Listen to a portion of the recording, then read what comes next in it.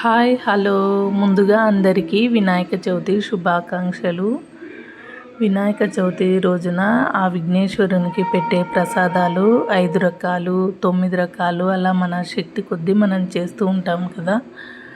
అందులో ఒకటైతే ఇలా సున్నుండలను కూడా చేర్చుకోవచ్చు. అవి ఎలా తయారు చేయాలో చూద్దామా. మినపప్పు 1 కప్పు తీసుకున్నాను. మినపప్పును దోరగా వేయించుకోవాలి. సిమ్లో పెట్టేసుకొని నెయ్యితో అయినా వేపుకోవచ్చు లేదా ఒట్టిగా అయినా వేపుకోవచ్చు. నేను ఓన్లీ మినపప్పునే అయితే వేపుకుంటున్నాను. కడాయి అయితే మందంది పెట్టుకుంటే ఎక్కువగా మాడదు. స్టీల్ది పెట్టుకున్నాను కదా, నేనైతే దగ్గరే ఉండి వేయించుకున్నాను. ఇంకా బాగా వేపుకున్న తర్వాత ఎక్కువసేపు చల్లారనివ్వకుండా గోరువెచ్చగా ఉన్నప్పుడే మిక్సీ పట్టేసుకోవాలి. అప్పుడు పిండి అనేది మెత్తగా మిక్స్ అవుతుంది. ఇంకా ఈ మినప్పిండిని అయితే నేను ముందుగా బాగా మిక్సీ పట్టుకున్నాను. మనం కావాలంటే జల్లించుకోవచ్చు. మోదకాల అచ్చులలో అయితే ఈ పిండిని పెట్టి ఆ షేప్లో కూడా చేసుకోవచ్చు. అలాంటప్పుడు పిండిని జల్లించుకోవాలి. లేదంటే ఇలా అయినా మిక్సీ పట్టేసుకోవచ్చు.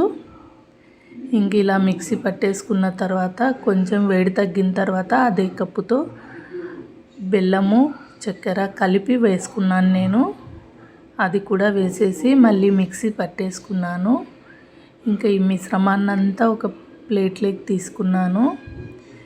ఇంకా అంతా ఒకసారి కలిపేసుకొని నెయ్యి అయితే వేడి పెట్టుకుంటున్నాను. నెయ్యి వేడి పెట్టుకున్న తర్వాత గోరువెచ్చగా ఇంకా స్పూన్తో అయితే కలిపెట్టుకుంటున్నాను. మనకు కావాల్సినంత ముద్ద కట్టే వరకు నెయ్యి అయితే వేసుకొని కలిపేసుకుంటున్నాను. ఇంకా నెయ్యి అంతా వేసి కలుపుకున్న తర్వాత కొంచెం చల్లారనిచ్చిన తర్వాత వీటిని లడ్డూలుగా చుట్టేసుకోవడమే ఈ సున్నుండలు. వీటిని మోదకాల అచ్చుల్లో అయినా పెట్టేసి చేసుకోవచ్చు లేదా ఇలా అయినా విఘ్నేశ్వరునికి సమర్పించవచ్చు.